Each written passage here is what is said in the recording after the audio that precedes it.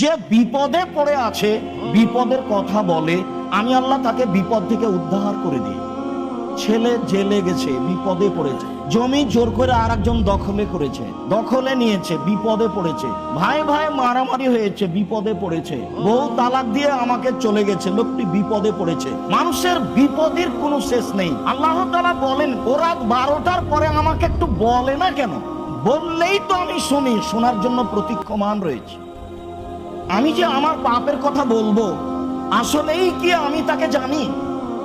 আসলেই কি আমি তাকে চিনি?